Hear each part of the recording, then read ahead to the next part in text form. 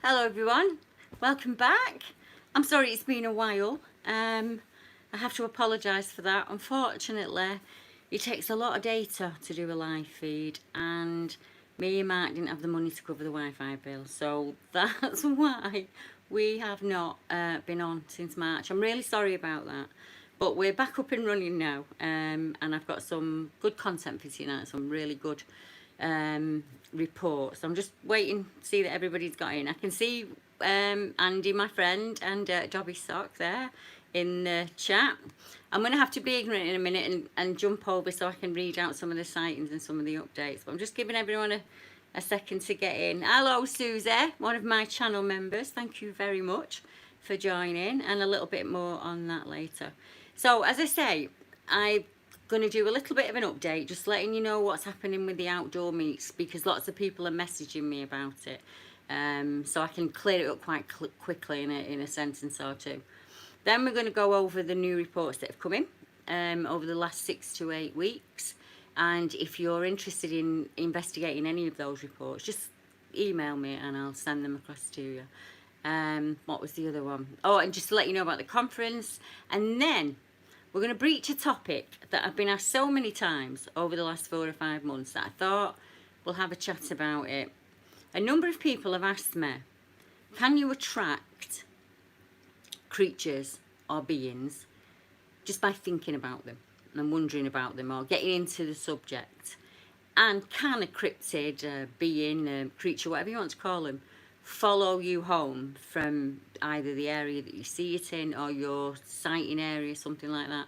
And I know lots of people who have had experiences like that, and I've had similar ones myself, so it's something I think I can speak on with confidence, because I've been able to change it around for certain people. When it's been incredibly negative, we've been able to switch it around and make it different for them. So I want to touch on that. But for anybody who doesn't want to hear the sightings and they just want to skip ahead, I'll add some timestamps in the link below, in the section below, and you can just pop across to the sightings if you want, or you can go straight to the topic. So let me have a look. Let me just pull my paperwork up. Right, it's been a while. I wanted to say thank you to all of our patrons and supporters, because we just wouldn't have been able to keep going in the last couple of months if it wasn't for you guys. And I've seen lots of new people joining the members on my channel, which is absolutely fantastic. It really made my day. For some reason, YouTube, in their wisdom, do not give me a notification when people join. On Patreon they do, but they don't on YouTube. So I have to go in each week and I check and I make sure that they're there. So if I've not messaged you and said thank you, I'm not being ignorant. They just haven't let me know that you've joined. They've changed over to a new system, new analytics, and a new studio, and it's having a lot of problems for most of us, and new YouTubers out there will probably agree with me.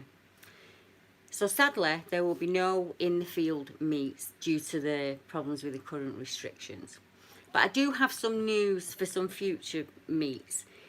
The Bollen meet that we were supposed to have and the meet at Sherwood Forest is still booked. They're all holding the dates for us. So as soon as we are allowed to meet in groups of more than 10, I can arrange a date that's suitable for all of us, and we can just set them up again. So they will be a day meet for anyone who just wants to come in the day and have a cuppa and nosy around at the sighting areas and hear the reports. I'll be staying over at camp on the official site.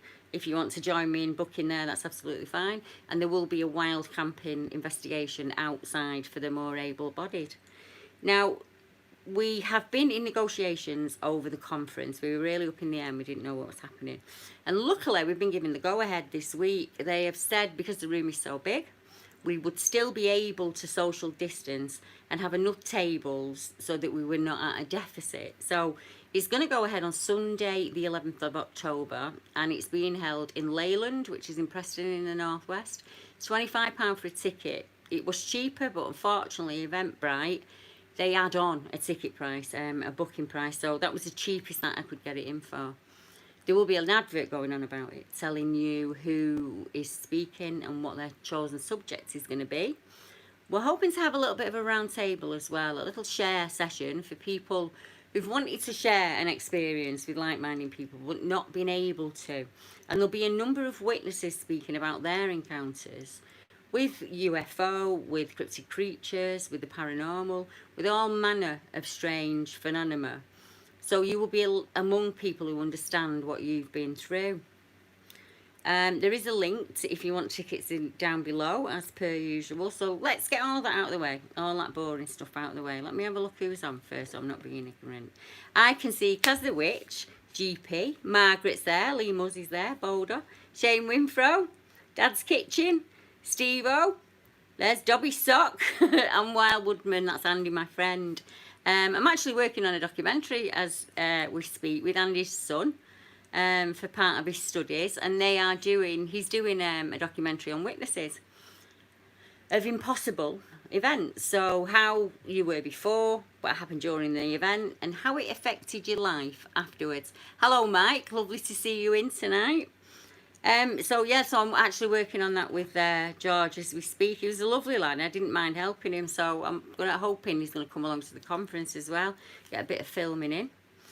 I'm also in touch with a number of farmers for probably, I don't know if we're going to run out of time this year, but if not, I'll book them for next year, which will give you plenty of time to, make arrangements. We just want a field and somewhere where there are amenities for people and it's accessible to the disabled, and we can pitch a few tents, we can have a campfire, a bit of a sky watch, do a paranormal investigation, get out and do a bit of a cryptid hunt, and just have fun for the weekend. So if that's something you'll be interested in, just keep your ears out for that, because that's coming soon. Now, I'm afraid I am going to... I can see my friend Giles has just popped up in Messenger. I'm using my webcam, and because it's connected to my laptop, it lets me know when reports and things like that are coming in. I have a little Google alert set for it, so I never miss an article. That's how I brought some of the very strange articles that we found this week. Ank and Lua found the report of was it hands and ape hands in Germany, which was quite disturbing. And then we've had a number of very strange deaths put down to unknown animals again, or, not in the public interest to tell you how they've died, unfortunately. There's a lot of that going on. A lot of people have asked me if it's the dogman creatures, because there's lots of claims out there that, a secret agent has told everybody that it is the dogman creatures. Honestly, we don't know until we see the dogman creature attack the animal. Everything is speculation. It very well could be, I don't know. I am not an expert on these things, but I do think that a lot of the animals that are being photographed look like very sick animals to me. Double rows of teeth and things like that are usually interbreeding, where you've got a small pack of probably wild dogs and things like that. Just my idea. I do find a lot of them very mysterious. I wonder why the ladies involved got out of the car. Two of the ladies that were found next to the vehicle. I find that very strange, because I think your normal instinct would be to lock the car doors and drive away from danger. So I wonder what lured them out of the car, if anything. Not really sure, to be honest, but I am doing a little bit of research on it in the background. I'm just... Oh, Ross, I'm really sorry about this, Ross, and I feel ignorant because I've got to carry on with the feed. There, as I will touch on later, there are some things you can do to change that negative attachment into something more positive, or to just banish it completely. If you email me, we can have a chat, and I can talk you through some of the things that I've learned over the years, and I can put you in touch with some people that would possibly be able to help you. So I'm sorry for anyone who's listening, not on the live feedback. I'm just going to add my email address in here for Ross so that you can contact me. I don't think we should have anyone out there alone that's struggling with negative energy. So there we go. But as I say, I will touch on that. Now, I've had a report come in. As many of you know, I don't just do YouTube. When I do YouTube, I automatically share. And it goes to Spreaker, iTunes, Spotify, that kind of thing, Podbean. And a lady got in touch with me on Podbean and said that she'd had a very strange encounter in the Puddleston Forest in Dorset. And the Puddleston Forest is one I know well, not because I've visited it, but it's one of the very first areas in the UK where we have written accounts of wild men or woodwose. And there was a young lass who was taken before the courts for being bewitched with child, as it said, because back then it was illegal to have a child out of wedlock. And she said that it was not an ordinary man that impregnated her, it was a woodwose. And she was said to have had a child with green hair. And on the night that she had him, she took him up to the hill and left him with the wild folk and came back down. And that's actually documented. I'm just trying to get comfortable. It's also an area where Adam Bird, in the very early days of BBR investigations, actually did a number of investigations at Puddleton, because it's an area he knows quite well. And they did manage to catch eyeshine. They caught howls and whoops and a strange clapping. And as Adam and Paul would clap, they would get a return clap back. So it's a very interesting area for me, Puddleton. And the lass said she was out on walking through, and there's two embankments, and the embankments are like this. And she said as she's walking, a deer comes running from one side of the path and goes right over the top of her head and lands on the next embankment. And obviously she's in shock, and she looks to see what's chasing the deer, and she said it was this huge black dog. I'm just making sure I don't get it wrong. She said it didn't look like a normal dog. She couldn't put a breed to it or anything like that. It did look kind of like a German Shepherd, an Alsatian, but not exact. And she said she really did feel in threat of her life. She was absolutely terrified by it. Now, we don't know, do we, whether that's an escaped dog, a really large dog, because we do get reports of these really big dogs that are like ponies that stay down on all fours at all time. Could be a bipedal wolf, but we're seeing it in its down on all fours farm. Which brings me to the Crewe werewolf. Now, many people will say, Crewe? There shouldn't be any strange reports in Crewe, and they actually are. There's a line of sighting reports that run from Crewe up to the northwest, all the way to Ellesmere Port, through Delamere Forest. And many of the reports, in fact almost all of the reports, are of canine creatures, either upright and bipedal or down on all fours. And the Crewe werewolf report came in from a witness who said a number of years ago he was helping a gentleman move house. And back then, where the house was, there was lots of open fields and woodlands. Unfortunately now there's a lot of new builds there, but back then it was in the middle of nowhere, as he says. So they're packing up the van, as you do, and the guy who's moving is having a chat with him, and he says to him, do you believe in werewolves, randomly? And he said, well, yeah. And the guy explains and says, one watches this house every night. I see it, and it watches the house. Which, gave me a right shiver thinking about that one. I mean, you're in, your curtains are shut and you're up in your window and there he is, you know, absolutely terrifying. Some of those reports that I was talking about in between this house in Crewe and all the way up to Ellesmere Port, one of them is a young gentleman who was watched from the woods when he was in the house. So there's a little bit of a pattern forming. There's an area in Scotland, and this is one of the other reports that's come in, and they call it the Knock Forest. It's actually Bathgate Hills. And we're looking into why it's called the Knock Forest, because it's quite an unusual name. In 1988, there was a family who just got a new car, and they persuaded Dad to take them out on a drive around the Bathgate Hills, which he did. And they saw a creature that they described as, it was a human shape. I know it was a male. It was bulky and well over 6 feet tall, and it kept up with the moving car. And they said, the children called it the Silver Man. And each person in the car described it in a slightly different way. And that just happened. That happens more than you think, because each person is looking at the figure from a different perspective. So that was the Silverman report. As I say, that was 1988. Not too far away, in 86, there's the Kirk Newton running creature. Now, it's not too far between these reports.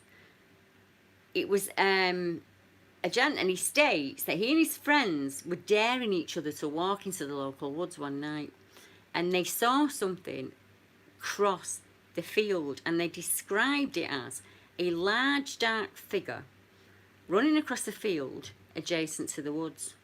It was reportedly running alternately upright on two legs and then down on all fours, and it vaulted the fence and ran off. Bigfoot creatures, strange lights, UFOs crafts, and Wigan. Very strange, I know, and Wigan's not too far from me. So I'm just going to have to pull it up on my map 1 second. We have had a number of reports, and I think it's because one report's coming from Wigan, and as per normal, that tends to lead to more of them. Many of them are UFO reports, but there's one from a set of kids who, as you know, the conference that we're organising, one of the organisers is Simon Clark, who's been very, very sick with the virus, and he's out of hospital now, thankfully. Before that happened, he was on a book signing, and a number of people came up to him and shared their encounters with strange lights in the sky and that kind of thing. And one lady stopped him and said that when she was a young child and she lived in Wigan, that she saw what she described as a creature that came out of a cave, and there was a number of the kids, it's right on the River Dee, a number of children that were playing around that cave, and she described it as like 7 feet, really tall, and it looked like a large gorilla as it ran past them. It didn't chase them, it ran past them. And another report came in from Ince, which is not too far away, and that was a set of kids again, but teenagers, who were walking out to meet a mate. And if anyone knows the area, you've got little clumps of houses, and then it's just fields and fields and woods and fields and woods and fields and greenbelt, and then lots of little streams and gullies, and then the next conurbation of houses, quite similar to where I live. They wanted to go one direction, and this lad says, why can't we go that way? There's a gate that way, it looks really interesting down there. And one of the local lads said, oh, can't go down there. There's a massive big black wolf lives down there, and if you don't believe me, ask me dad. And as many of us know, when they say ask me dad, telling the truth. So that's what he said. So that's two really strange reports within probably a year or two of each other in the same area.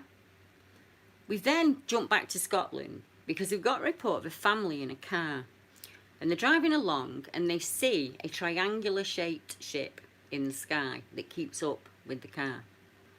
Now, we worked out that the journey that they would have done would have taken about an hour and a half. So if we add in time for really bad traffic, they did stop to use the loo and to get a cup of tea, but there was nowhere open. So I say we double that journey to 3 hours. They arrived at their destination 7 hours after starting out, with no memory of the journey after seeing the craft. And as I say, I'm missing 4 hours if we're being generous. I'm missing 5.5 if we're being exact. They have no memory of what happened in that 5.5 hours. We get lots of reports, as you know, as people feeling watched from the woods. Sometimes they'll feel watched and stalked. Other people feel watched, and when they turn, they quickly see something move, as it was for me. Other people feel watched and they see like red eyes or something really horrifying looking back at them. Now, this was a couple that were travelling in from Australia, and it was a number of years ago, and the Corran is in the Scottish Highlands, and it's very near to Lake Erne, where we've had a report of a roar like a lion from some fishermen.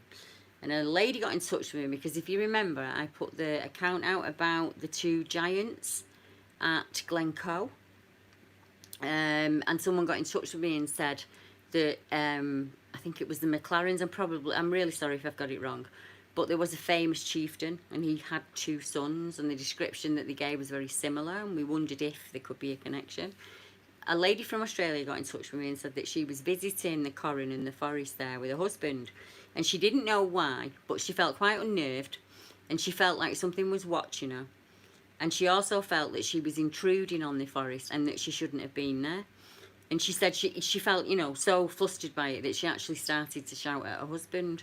And she stormed out of the forest, and she said she didn't feel right until she got out of the forest. That comes up quite a lot from quite a lot of people, and I've had it happen as well. and I'm quite at home in the woods. But there have been occasions where I've suddenly stopped dead in my tracks and thought, oh no, no, no, I'm not welcome today, and I've come out. Now, another thing that you get around towns is like the Beast of Blackwell Hill, the Beast of Bluebell Hill. All these towns and cities and regions in the UK that have these hidden stories.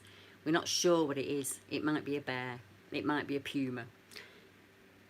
Blackwell Hill, I think it's Backwell Hill actually, is one of those places. So I'm looking for witnesses actually, because somebody got in touch with me and said that he's been speaking to one of the groundsmen, and the groundsman had asked them if they put any credence into this Backwell Hill Beast thing, and the guy said, oh, I don't know anything, I've never heard anything about it, we newly moved in, I'm not sure. And he said that something very large had been seen in the local woods, and that people were talking about it in the pub and the local shops. If you're from that area, it probably would have been around 2001, and you know anyone that's seen it, or you know anything about it, could you get in touch with me please, and I can put you in touch with this witness, because we're trying to find out some more details on it. Now, a very strange one for Staffordshire, as you know. There are hundreds of reports in Staffordshire. That's me exaggerating a little bit. About 35 reports in Staffordshire, which is a damn lot. One of them that I took years ago was a werewolf-type beast that looked like a hyena. Well, I've had a report coming from Bridge North. Now, at no point did this hyena stand up on 2 legs. It was on 4 legs at all times. You've got a gent in the car with his wife, and they're driving along, and they see a hyena, like a brown hyena, cross the road in front of the car. And he did say that there was a really large mansion house about 1.5 miles down the road, and he wondered if it could have been an escaped pet, or maybe a safari or something like that. But I've had a look, and I can't see anything on the map at all. It would stay like a zoo or something, anything where there'd be a hyena. So, I mean, it could be a release. Someone's got it as a pup because he thought it was a really cool idea. And then it's, you know, as all canines, when they turn to adult dogs at about 18 months, everything changes. Maybe they've released it at that point. But the idea of a hyena wandering around in Staffordshire is incredibly worrying, because they are scavengers and they know how to kill. Just a very strange report that came in. So if you're in the Bridge North area of Staffordshire, keep an eye out. I had an amazing account coming from Ireland, and it was a granddaughter who was reporting something on behalf of her aunt. I'm not sure if it was a great aunt or her aunt. And the aunt saw 4 little men in the middle of the road, and she said she had to actually crash the car. She swerved the car, and she said her auntie was quite staunch. She was very into the Bible and very honest. And if she told you something, you know, you could take it to the back. And it was in the Bushmills area of Ireland. And I'm wondering if there's anyone out there who's had a similar experience. She described them as 4 little men that crossed the road in front of the car. Please get in touch, because I would love to know more, and I'd love to pass on more information to the witness herself. She was the lass who found the upturned tree in Ireland. There was no tool marks on it. There was no marks on the ground or anything like that where a machine had come in and turned it. And it was about 12 foot high, and the roots were up, and it was implanted in the ground like that. So if you're from around the Bushmills area and you've heard anything about little men, or these 4 little men, please get in touch. Now we have the Leap Lane Black Dog. This one absolutely terrified me. I did the audio for it the other day. So you've got a guy, he's in his car, he's driving, it's late on at night, it's dark, and he said he sees movement and eyes shine in the bushes, and this huge skulking black big dog comes out. He said it slowly came out, wasn't frightened of him in any way, shape or form. It looked at him in the face, he said, face on, and it walked up the side of the car like that, and he said its head was at the same size and height as the driver's head, and it just carried on up the lane behind him. Said there was no people about, no cars about or anything like that. I would have been absolutely terrified, I've got to be honest. I think I would have melted in the car seat. And he said he just didn't know what to do, whether to race off really quickly or just sit there in, you know, in dumbness. And he's hoping that there are some other people out there that may have seen it or may have heard something about it. Another two little men, not four this time but two, came in, and it was a gent making a report on behalf of his dad. And he saw two strange looking little men, and they were talking face to face. He said they were very small, they were about 4 feet tall, and they were wearing weird brown clothes that he'd never seen before. And what shocked him was they both spun around really quick, and they looked at him quite nastily, as if they were really annoyed at being seen. Now, that's not the first time I've heard that. I actually took a report from somebody up in Weem who said that they'd seen a little man all dressed in brown, and he was so angry that they disturbed him and what he was doing that he kind of stomped his feet a little bit, and it reminded me of Rumpelstiltskin. But she said he was really angry at the fact that they'd seen him, which absolutely tickled me. Now, many of you, when this video goes out, will have seen the Nightcrawler video that I put out. And the lad that got in touch with me is in his late 20s now. And he's been trying to get somebody to take his report since the night they happened when he was 16. Now, I looked on Google Earth at the area, and it is in the middle of nowhere. It's in BC, British Columbia, in Fraser Valley. It's just nothing. There's a very small conurbation of houses, and then just woodland for as far as you can see. I think you could drive for probably an hour or two before you hit the next town. He's in his mate's house, been there so many times before. He said, we're always in the forest in the daytime. It's a really interesting place to be. They fancied a smoke, didn't want to get done off his mum and dad. He nip out to the forest to have said smoke, and before they get to do it, he said he saw like a U-shaped, he said it was like a gorilla stance like this, but all lit up and light, and it was swaying slowly in the wind. And they watched it for quite a long time, and it absolutely terrified him.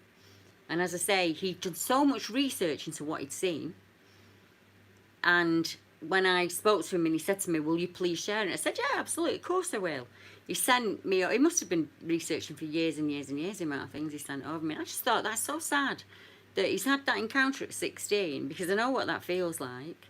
And he's had to go through the last 10, 11, 12 years, having to explain himself over and over again. And he didn't ask for that encounter. He was only going out with his mate, you know, and it probably affects him for the rest of his life. And as I say, he'd gone right back into Native American law. So I'm wondering if there's anyone out there, other than, we know about the San Francisco crawler and the video, and he said it was like that. It wasn't exactly the same. It wasn't, you know, bob on, get a cigar and a badge. It was, the movement was similar to that. So I really don't know what it was that he saw, to be honest. But I do know of another case where the thing emitted light. It was actually in Nottingham. And the gent there described it as, if you were to draw a typical troglodyte, so that same caveman stance, but cover it in a sheet of light, that's what it would have looked like. And the lad in Alberta, Canada said, it looked like a gorilla in a stance, but as if two curtains of light had covered it. And I thought, those accounts are thousands of miles apart. One's a gentleman who's my age, and one's a gentleman in his 20s. But what they're describing sounds really similar. So, is there anyone out there that understands what that is? Has come up across it before?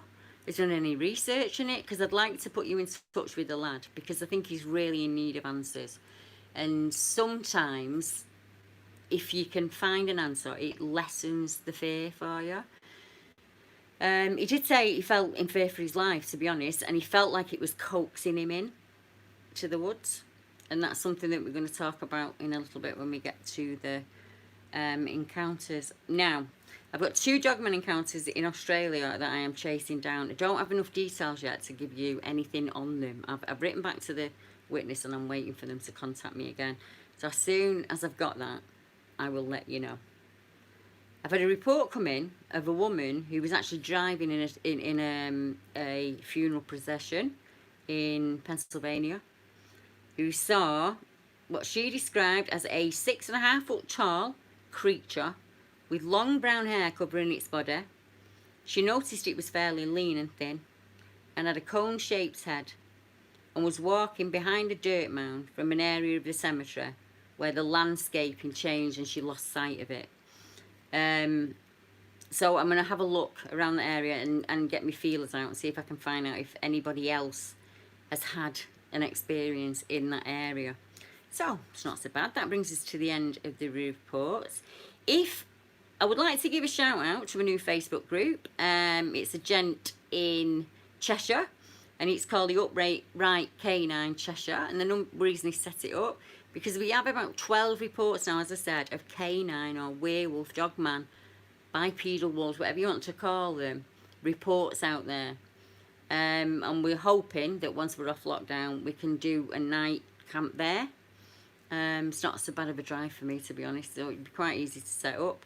And anyone who wants to do a night investigation, feel free. I'll probably drive home, I would imagine. Werewolves are not for me. Mick McLaren, my friend Mick McLaren, the Leyland guy, he's going to put an advert together for me for the conference, so I can pop it out and it's easy for you all to watch it, letting you know who's speaking and what they're speaking about. He's also got a blog out there that you need to check out. It's a blog on ley lines and paranormal, strange events, cryptids. And he's just done a new release of Strangeness in Leeds. There's some ghost stories on there, and I'll add the link in below, as per usual. GPE's got a new video out, if you want to nip over and watch that. Wildman UK, up in the northeast, he's got one out. Annie K, Forest Folk, and Cryptid Addicted, my friend Megan, has got a new channel that's gone up on YouTube, and she's got lots of guest interviews from the whole conference that she's going to put on. And she also travels the world hunting cryptids. And I absolutely applaud her, because she's just come back from, I think it's Lake Izzy in Japan, looking for the lake monster there. She's been all over the world researching, and she's going to be speaking at the conference about the things that she's researched and how she goes about hunting cryptids.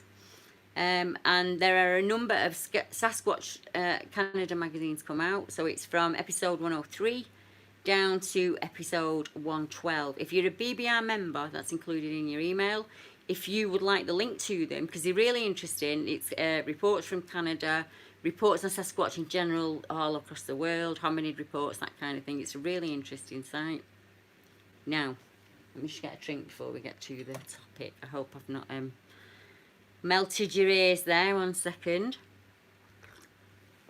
While we're here, I would like to say solstice blessings to everybody before I forget. And if you're a father, happy Father's Day. I hope you've had a really nice day and you got some really nice presents. I can see my mates Pete, Steve and Stu in there. Lee Muzzy's in there as well. As soon as we can get this ball and me up and running, I will be up there, I promise you. Stu has offered to take people to the actual sites where, because there's a number of ball and beast or this big ape-like critter that's there.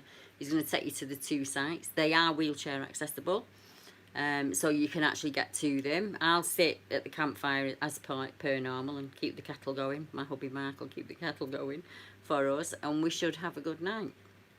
Now, let's get into, can you attract something by thinking about it? And the simple answer to that one is yes, you can. It's all about intent and what you project. So some people have a natural ability to see beyond the veil, or to vibrate at a different level to others. Some would call that psychics, but it's not like that. It's a spectrum of things. Some people can walk into a room and instantly pick up on the feel of that room, whereas other people can't.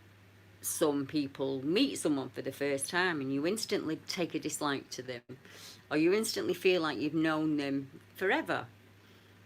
That's your intuition, and some people have that at a higher level.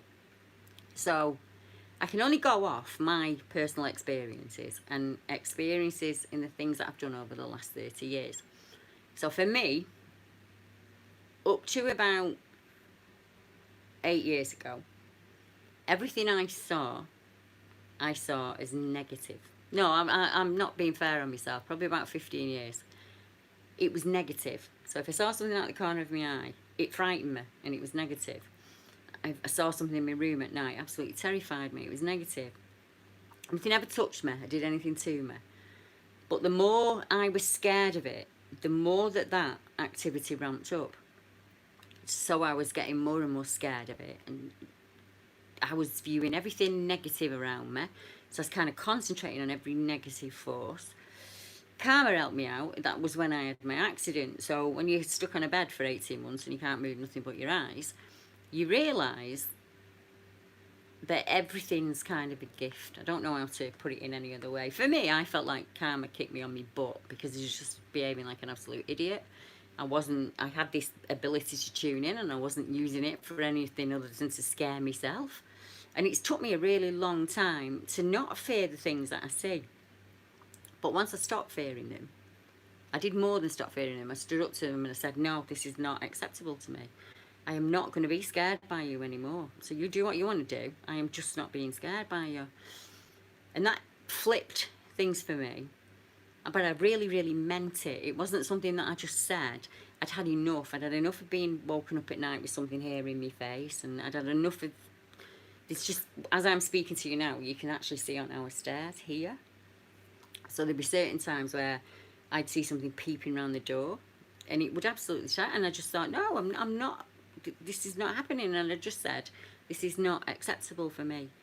But I know that it is not that easy for other people. It's easy for me to say, oh, you just have to do this, this and this and everything will change. It's not that simple. The first step of the journey is realising that what's happening around you is not something that you're comfortable with. So don't pay anybody to get rid of it. I will find somebody. I could do it myself. There's lots of other people that I know that can do it. That'll teach you some tricks and some coping strategies and some protections that can start to change things for you. You don't need to pay money to anybody to change the energy that's around you. So if you feel that you're having really negative thoughts, and say you're viewing dogmen, we'll just use them as an example. You've watched all the misinformation and you feel that these dogmen are these killers, and that if you even step foot into the wood, you'd be torn apart. And you buy into that and you think about them all the time. So if you saw one, or you saw something that was related to it, it would instantly terrify you, because all you ever heard about them is the negative aspect. But energy is energy, and there is nothing in this world that is entirely negative or entirely positive. We are all made up of both of those. How we choose to live our lives, whether we are human being or creature, is an entirely different matter. You can choose to live it in a very positive way, with positive intent, positive thought, or you can choose to use it in a very dark way. Woe is me, my glass is half empty, and that's it. But people often say to me, but I've been thinking about these things and they've happened at home. Because when we think about something, we open ourselves up. Something's on your mind, there's a person on your mind and you've not seen them for a long time, and you say, oh, it's really strange because I was thinking about you and there you are, I saw you today, or then you rang me. Humans have that inbuilt ability. It's our intuition, call it your gut, your sight, whatever you want to call it. We have it. We pick up on things around us. And until something incredibly negative happens, I would hold everything at arm's length. I would say, no, it is not something I am ready for. It's not something I want to know anything about. Just leave me alone. Don't scare the kids. Don't come into the house. And I did that for a number of years. Now, I say, don't scare me, children. And you cannot come here if you are of the dark or if you are negative. You can only come if you come to heal or come to share. And I set my boundaries. I use things like lavender and rainwater because they're natural substances. You can fight all of these things with elements. Wind, earth. Earth, wind, fire, water, and I always get it the wrong way around. Usually I can do it like that. I've actually got them tattooed on me and I still get them wrong. Earth, wind, fire and water. Right, there we go. You can use those things to bind anything, to keep it away from you. And you imagine in your mind this thing standing there and you root its feet to the floor and then you wrap it with whatever you want to wrap it with, whether it be thorns, blackberries, ivy, encase it. You tell it it's staying there, and it's staying there until you decide. And that's what you do. Somebody told me that I had to find my inner warrior, which seemed absolutely ridiculous at the time. But one night, it was probably 6 or 7 nights on the row when I'd been woke up by this thing. And one of the nights, as most of you know, I'm struggle when I get off the bed. I can't really walk much. This thing was above me when I was in the bed, and I was trying to climb over Mark to get out the window to get away from it, and I would have done something really silly. I was asleep, but I was absolutely terrified, and I just lost my temper with it. And kind of, how would I feel if a human being treated me like that? Well, he'd get told, so that's what I did, and it stopped them for me. It changed. And there's been ripples. There's been times where I've not followed my gut and I've made mistakes and dark things have attached. But I've used my protection, and I've used my rituals that I go through, and my willpower and my strength, because we all have an inner warrior, to set my boundaries and say, this is what's acceptable to me and this is what's not. Now, if you're out there and you're struggling with this, you're just going to think, she's talking a load of claptrap, because that's not going to make a blind bit of difference for me. I'll give you a couple of examples. I helped a gent who, no matter what I told him, did the absolute complete opposite. So I said, don't engage with it in any shape or form. Don't put an altar up to it. Do not film it. Don't discuss it. Ignore it completely, 100%, and banish it. And he did exactly the opposite of all of those things. So to me, he was quite happy with that attachment. And some people are quite happy with that attachment. So that was his journey, and that was the way he went. Other people I know have been to places and something's attached to them. So we'll use the example of a guy that was to Bempton, because we all know the Bempton area, we've heard it spoken about. And from the day that he went, he felt that something attached to him, and it's been with him for the last 18 months. One of my good friends, same thing, when we went down to Cannock Chase, has had nothing but bad luck since. There are certain ways that you can go about attacking that or fighting back, and one of them is to go back to the area and leave it there, and you say, you stay here and you're not coming home with me, so you need to find where you're going, but it will not be me. There are certain rituals you can go through. There's like hagstones and witchstones and things like that, and lots of the BBR members know about this stuff and can help you with it. So don't be out there on your own struggling.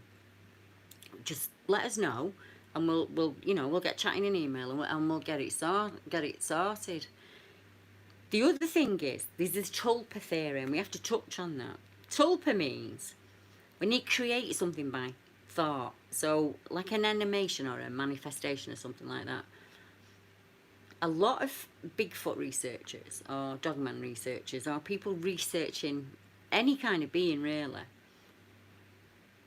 not all of them, but a lot of them will suddenly see something at home, or one of the children will say, that hairy ape man's been in my room, or there's been a dogman that's come into my room. When we think about something and we put our thoughts out there, if we believe that there is this shared consciousness, then that we would attract them to us. And I would say the same thing. I would put very clear boundaries in place, that they were not to be showing themselves to the children, because the children wouldn't understand and it would frighten them. It's your choice, really, what you do from that point, whether you close it down completely and you walk away from your research, or you find a way of keeping a balance between what you do and how you are with your family. It's really, really complicated to just say in one sense, right, this is what you do. Follow steps A, B, C, and D. Certain things work for different people. What's incredibly important is your intent. So if you intend to have nothing to do with that thing, that's enough. You just got to mean it with everything that you've got, every breath in your body. You just have to mean it. And you set your boundaries, and you just say, no more. I am not accepting it no more. We can't help everybody. I know that. I understand that. And I like to try and help everybody. But I've learnt some lessons. Finding out about my own abilities and helping other people with their abilities. You learn from your mistakes, don't you? There have been hundreds of times where I haven't done my protection. I've gone into an area and I've been sick for days. Or these times where I've met people, I haven't done my protection and I've picked up their illness or their pain and I've carried it around for me for days. And then someone showed me how to send it away and how to get rid of it at the end of the day, because it's not yours really, is it? So I just have really simple protection routines. And as I say, I use running water. So my wedding ring is what I use. So every day I cleanse my ring in running water. If I have a bath or a shower, I think about all the negative energy going out with that water. And as I say, I use the elements to, some people call it magic, some people call it intuition, I don't know what you want to call it, but the elements work for me. And if you want to learn anything like that, I am more than happy to help you. Just drop me a line and I'll let you know. You also have to think about energy attracting energy, as I said before. So if you are around a lot of negative things, you've got skulls in the house, lots of demonic kind of, people have Ouija boards as coffee tables these days. It's just, I'm not saying Ouija boards are, that's entirely up to you. It's that intent, isn't it, that you want to communicate, and when you open yourself up to communicate, you're like a light bulb in a very dark place, so you'll attract everything, from the negative or the positive, and you have to be very careful when you do that. It's not all one-sided, and we have to remember that when we open ourselves up. You attract what you think about. So think about keeping it away from you. Thinking about shutting it down from you if it's not what you want. If it's not harmful to you and you really want to build on that relationship, just think about it in that way. That what you want, you know, what's the next step going to be? But they never do what we want them to. Everything's on their behalf. We are just kind of tuning in for a small snapshot of time and then tuning back out again. The more you do it, like anything, the more stronger your ability becomes.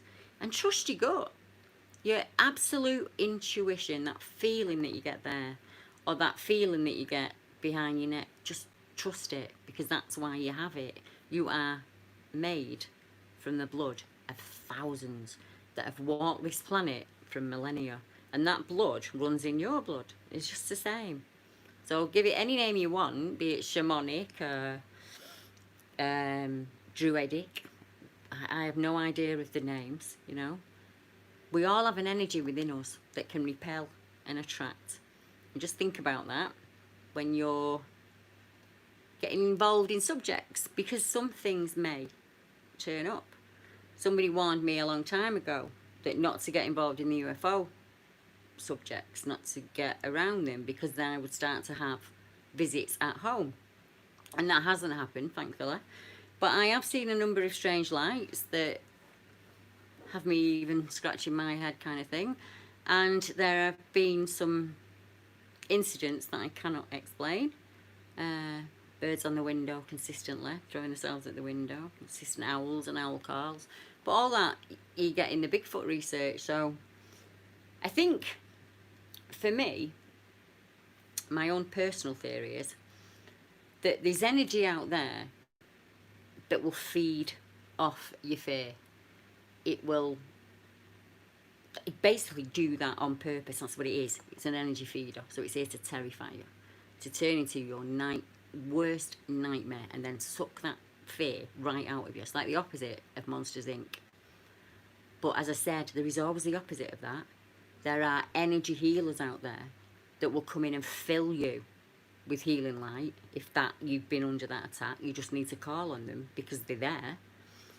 You have to have the intent that you want to be cleaned inside and out. Take your shoes off, go and stand in the rain. Even if it's just out at the back doorstep, take your shoes off and go and stand out in the rain and breathe for a minute. Do it in the snow. Do it when it's warm.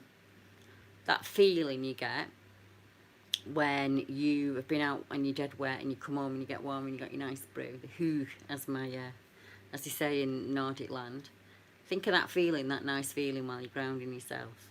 Or when you're in your chair in the garden and the birds are singing and it's a lovely day and there's a little bit of a breeze. Just think about that feeling when you ground yourself, and you'll find your energy will start to calm, and then you can look at things a bit more differently, and then you can make a little bit of a plan going forward. Because if you've got a plan, you're not going wrong, are you? So, if you don't mind now, I'm going to... Oh, we are talking about elusive.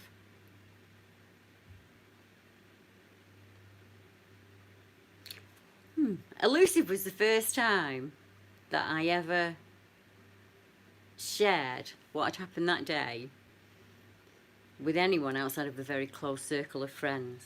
And I'm not a person that cries, to be honest. I'm not. But it actually took me right back there, chatting with Chris about it and his wife Lorraine. It was so freeing. And once I started talking, I couldn't stop talking about it. And I'm not that person now. Then, when we filmed Elusive, I couldn't answer the phone. I couldn't have been sat here chatting to you as I am now. I was so totally boxed off because just fear. Everything scared me.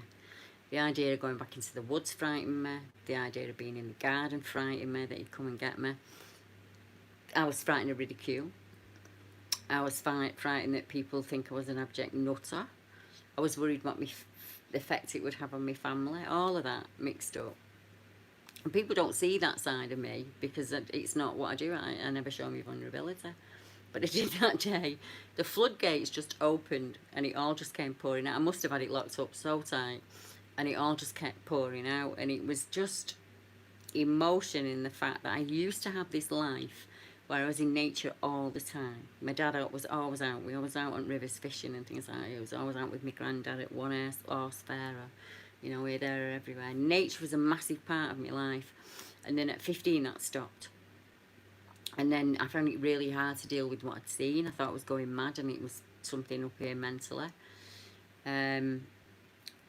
That juxtaposed to the fact that I wanted to take my kids and do all the things that I'd done as a kid with my dad and my granddad, and I couldn't do it myself because I was too frightened, and I hated that.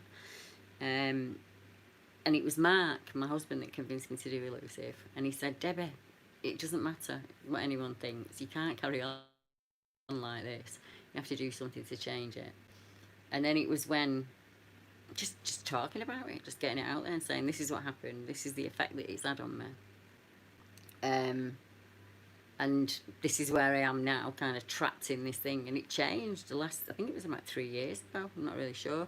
Last 3 years, I'd gone from doing my YouTube videos, but I'd type them out on a card and just post it up because I was very unconfident about my voice, because sometimes I have a bit of a lisp because I have a problem in my jaw here, so I have a little bit of a speech impediment sometimes.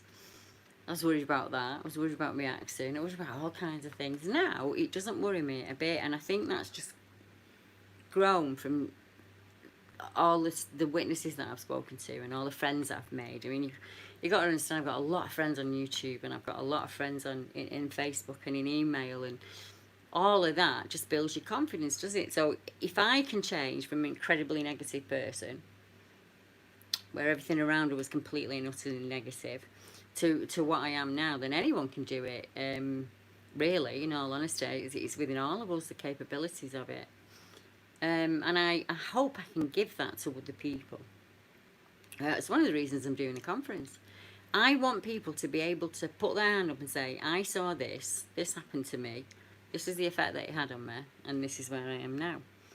And I want other people to hear them say it, because that person might be the one that's thinking, that's exactly what happened to me. But sometimes you just need one person to voice it, and then everybody else can kind of follow. And, you know, I've always been a bit of a mouthy lass, so maybe it's my way of saying I'll share first. And if you feel comfortable enough, then you share as well. So whether you email me or whether you get in touch with me by messenger, whichever way you get in touch with me, it's up to you what happens with the sighting. You can just tell me and we don't do anything with it. We don't put it on the map. We don't share it with anyone. We keep it between me and you, and that's it. Or you can say, if I speak it out, Deb, will you do it on YouTube for me? And I say, yeah, that's not a problem. Or you can type it up and I'll just do the words. Or we'll interview you and we'll have a chat and we'll talk. It depends on what you're comfortable with. So never think that you can't get in touch with me because you're worried that you'll have all your details end up online. It's not like that, I promise. I always check with people. before I put anything online, and I always send over to them and say, do you want to have a read through that, see if you want to make any changes, or if you're happy with that, before obviously I upload it to YouTube and things like that. So I'm gonna have a look, and I'm gonna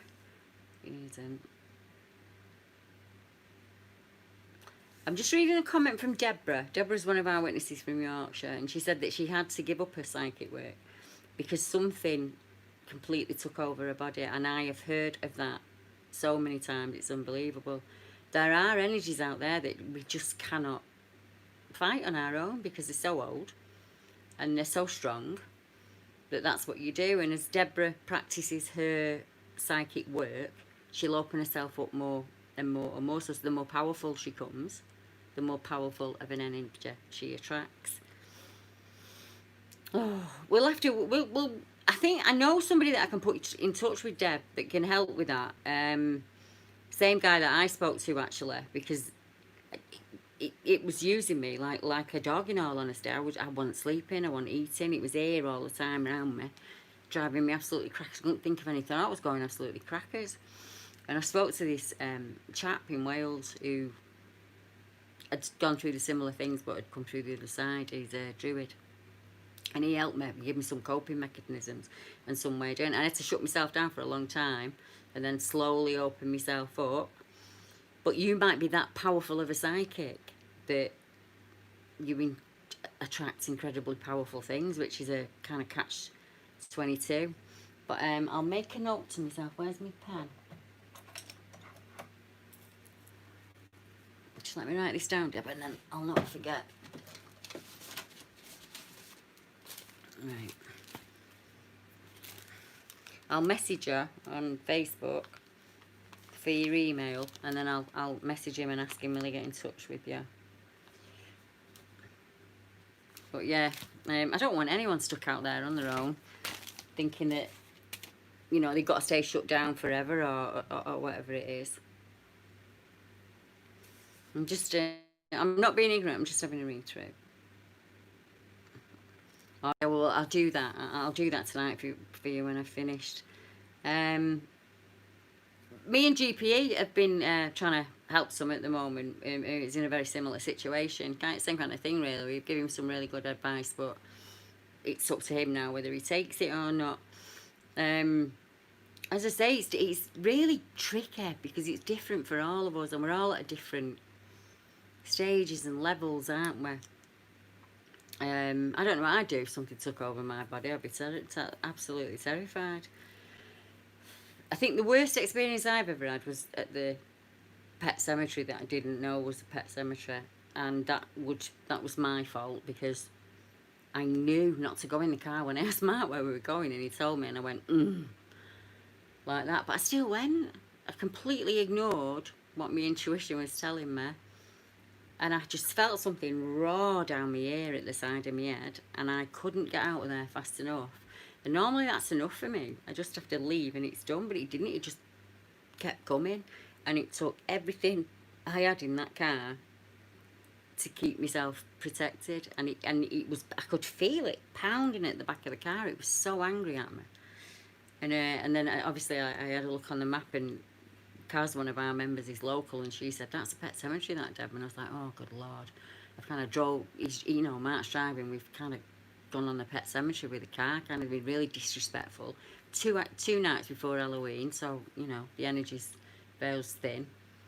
And I learnt my lesson on that when I absolutely terrified. I was sick for days. I lay in my bed sick, feeling like I'd had a drink, and I don't drink me. But that's what it felt like. My head was spinning, and every time I tried to stand up, I felt like my legs were going to go weak. And that took me days to get over. Absolutely days. I wouldn't say you'd coped with it lots. Lots is just put. It's good to see how you cope with it. I still have my wobbles. I still, if I'll be out there and I'll hear a twig snap, or I'll hear a footstep, and my heart starts pounding, and it's just, I think I'm just stuck on flight when I'm in the woods. It's got a million times better, believe me. Going camping with Mark's helped immensely because he's with me, isn't he, all the time, so that's much easier for me. But I would like to keep pushing forward. I'd like to be able to sit in the wood on my own in the dark and not be terrified, because I would be terrified now, I'll be honest. And I take a lot of sighting reports, so you've got to understand, for me, I know what's moving out around there. I map it, I write it down, I see it daily. So when I go into an area, no matter where we drive in the country, I'll say to him, oh, there's a sighting there. I'm like, oh, there's a sighting there. Or I took a sighting from there the other day. That happens all the time. So we'll, Clitheroe, for instance, we're in Clitheroe, got the tent, absolutely lovely weekend. Let's go to Longreach Fell, got a sighting there. We'll go up Pendle Hill, I've got a sighting there. Well, do you want to go? No, don't want to go, because the energy's really strong. It's kind of how it happens with me and Mark a lot. Or we'll be driving along and I say, oh, see that? And he goes, yeah. I say, oh, I had a sighting there. There's a big dog, black dog across the road here at this point. So, you know, it's something I'm still battling with lots of, and probably something I'll battle with for a long, long time. But I also do what you guys do. When he's driving, I'm looking at the forest and I want to see if there's any tree breaks or anything that sounds like, looks really, really like Bigfooter. And then I'll say to him, come and pull over, go and look in there for me and see what you can see. But don't worry about that.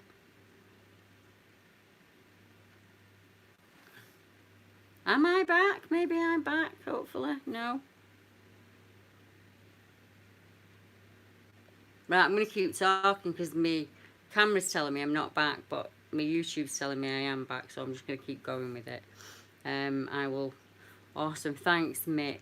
I wanted to thank you, actually. I know I thanked you in mail and stuff, but that end video that you did for me was absolutely fantastic. I was playing it for Mark today. I love the roar at the end, the growl at the end. It's absolutely amazing.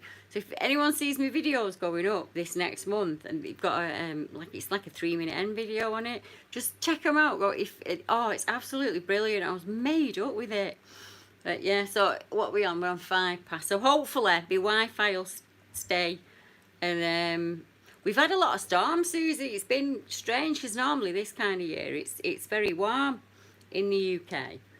And it is very warm, but it's been wet as well. So it's been bad. I've had 100% humidity here the last few days. So we've had quite a lot of thunderstorms. And the other night they were